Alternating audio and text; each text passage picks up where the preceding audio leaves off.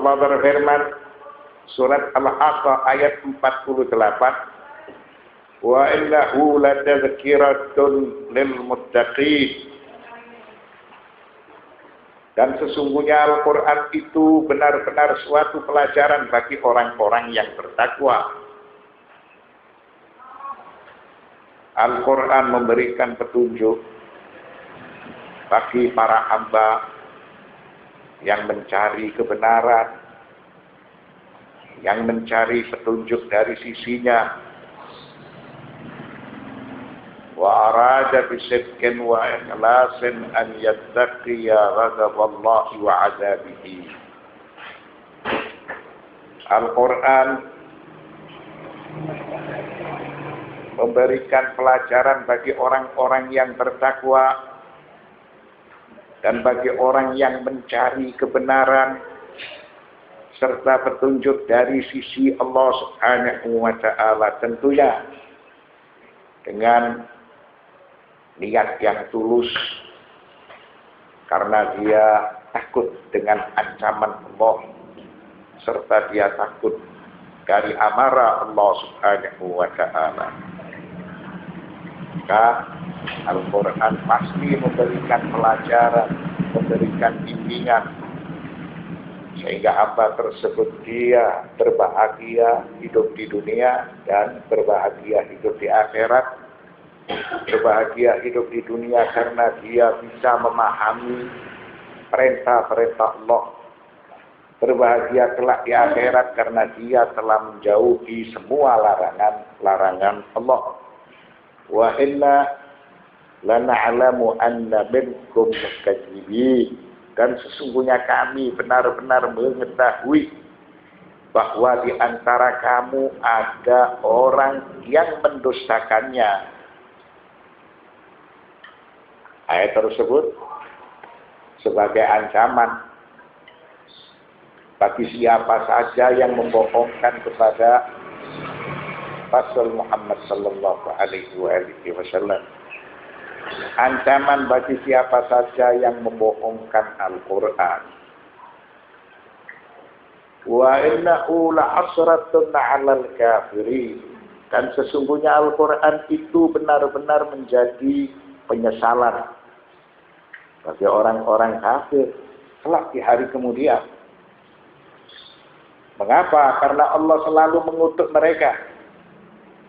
Dan Allah memberikan bukti bahwa mereka sebagai para pendusta. Dan mereka melakukan amal perbuatan yang tidak terpuji.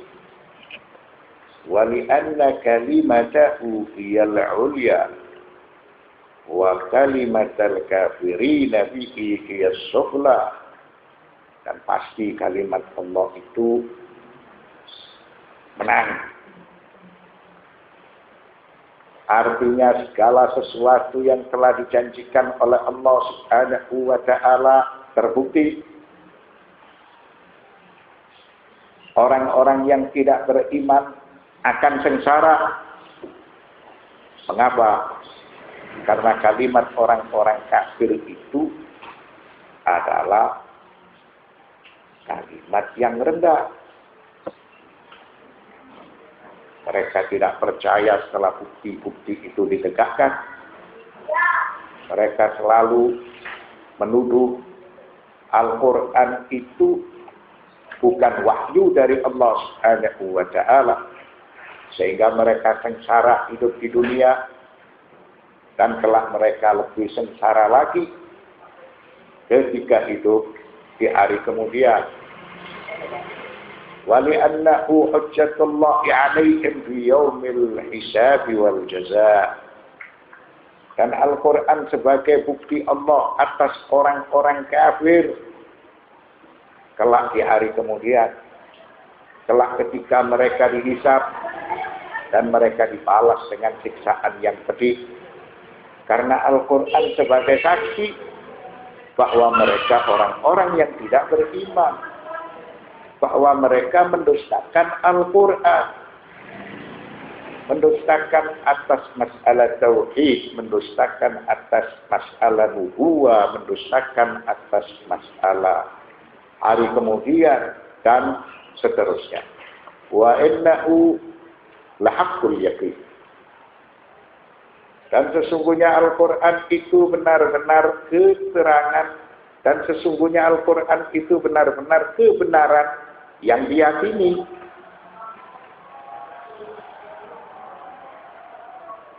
Ayat tersebut dijelaskan pula dalam surat Al-Waqi'ah ayat 95 dan ayat 96. Allah berfirman, "Inna hadza la huwa haqqul yaqin. Fasabbih bismi rabbikal 'azim." Inna hadza la huwa haqqul yaqin. Sesungguhnya disebutkan masalah ini adalah suatu keyakinan yang benar. Jadi semua yang telah dipaparkan oleh Al-Quran tidak perlu diragukan, tidak perlu disangsikan. Mengapa? Ay inna hadzal ladzi akhbartukum bihi ayyuhan nasu minal khabari 'anil muqarrabin wa ashabil yamin. Sesungguhnya peristiwa cerita yang telah aku paparkan kepada kalian wahai manusia, tentang semua kejadian yang pasti terjadi, itu berasal dari muqarrabin, berasal dari ashabil yamin, orang-orang yang pasti masuk surga, orang-orang yang beruntung. Mereka ini menceritakan bahwa siapa saja yang mentaati kepada Allah, mentaati kepada Rasulnya, serta percaya kepada Al-Quran, itu mendapatkan pahala, mendapatkan surga. Wa 'anil mukadzibina dhalim wa ma ilaihi siratu umurihim. Dan berita yang telah aku paparkan kepada kalian wahai umat manusia, itu pasti terjadi karena berita tersebut berasal dari para pembohong yang menjadi orang-orang yang sesat, yang kelak akan mendapatkan siksaan yang pedih. Maka semua yang telah dijelaskan oleh Al-Quran itu selalu benar. Sehingga Allah Subhanahu wa ta'ala berfirman, wa innahu lahaqqul yaqin. Dan sesungguhnya Al-Quran itu benar-benar kebenaran yang diyakini. Tidak ada keraguan dalam Al-Quran. Serta di dalam surat Al-Waqi'ah disebutkan, inna hadza lahu haqqul yaqin. Sesungguhnya yang disebutkan dalam peristiwa itu semua adalah suatu keyakinan yang benar, sebab informasi tersebut berasal dari al-muqarrabin wa ashabil yamin pada saat mereka cerita tentang masalah surga. Begitu juga informasi tersebut berasal dari al-mukadzibin adh-dhalim pada saat mereka menjelaskan siksaan yang pedih dalam api neraka. Fasabbih bismi rabbikal 'azim. Maka bertasbihlah dengan menyebut nama Tuhanmu yang maha besar. Al-khitabu li Rasulillah sallallahu alaihi wa alihi wasallam wal maqsudu al-umum. Maka Allah Subhanahu wa ta'ala memerintahkan kepada Rasul Muhammad sallallahu alaihi wa alihi wasallam bertasbihlah dengan menyebut nama Tuhanmu. Ini juga berlaku kepada yang lain. Mereka diperintahkan oleh Allah untuk bertasbih, untuk selalu mengingat kepada Allah. Atau arti secara khusus mereka diperintahkan melakukan sholat.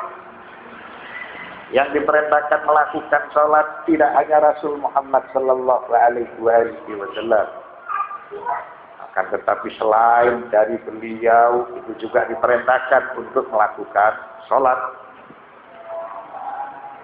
Wal ma'na nadzihu Allah amma la yaliqu bihi.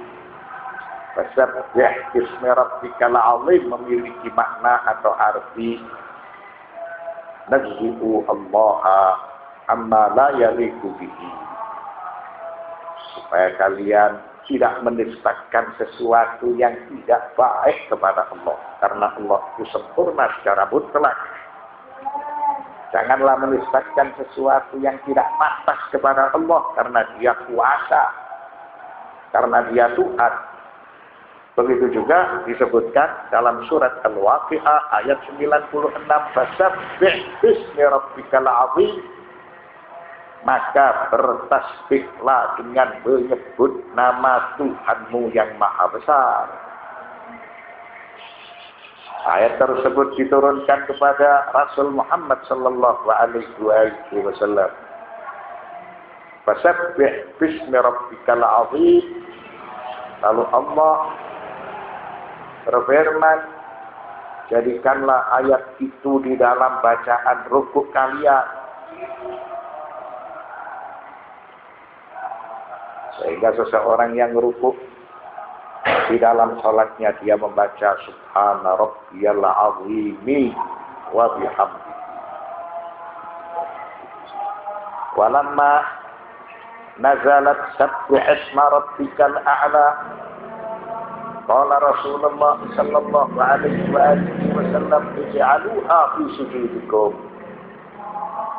Jika ayat sabbih isma rabbikal a'la itu diturunkan, maka Rasulullah sallallahu alaihi wasallam bersabda ij'aluha fi sujudikum, supaya kalian menjadikan bacaan sabbih isma rabbikal a'la atau subhana rabbiyal a'la itu dalam sujud kalian, dalam sholat kalian.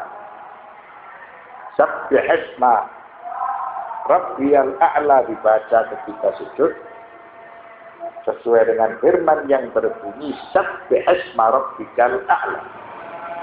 Sedangkan subhana rabbiyal azimi wa bihamdihi dibaca ketika rukuk sesuai dengan firman fasabbih bismi rabbikal azim.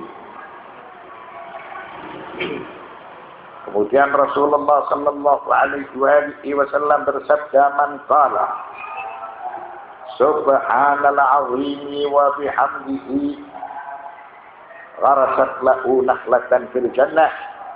Bagi seorang hamba yang selalu membiasakan membaca subhanal azimi wa bihamdihi, maka setiap bacaan itu menjadi tanaman kurma di dalam surga. Dan tanaman tersebut akan menunggu pemiliknya. Wa qala Rasulullah sallallahu alaihi wasallam, kalimatani khafifatan 'alal lisan, kalimatani khafifatan 'alal lisan, thaqilatani fil mizan, habibatan ila rahman, subhanallahi wa bihamdihi, subhanallahil azim. Rasulullah sallallahu alaihi wasallam bersabda, dua kalimat yang ringan diucapkan oleh lisan akan tetapi berat dalam timbangan, dan dua kalimat itu menjadikan Allah yang memiliki sifat ar-Rahman sayang kepada dia, rindu kepada dia. Bagi seorang hamba yang mengucapkan subhanallahi wa bihamdihi, subhanallahil azim. Ini semua sebagai suatu perintah agar supaya manusia itu selalu bertasbih. Bertasbih dalam arti sholat atau bertasbih dalam arti berzikir dengan suatu maksud tujuan larangan menisbatkan sesuatu yang tidak baik kepada Allah. Larangan untuk menisbatkan sesuatu yang tidak senonoh kepada Allah Subhanahu wa ta'ala. Karena Allah Subhanahu wa ta'ala Dia adalah zat yang sempurna secara mutlak.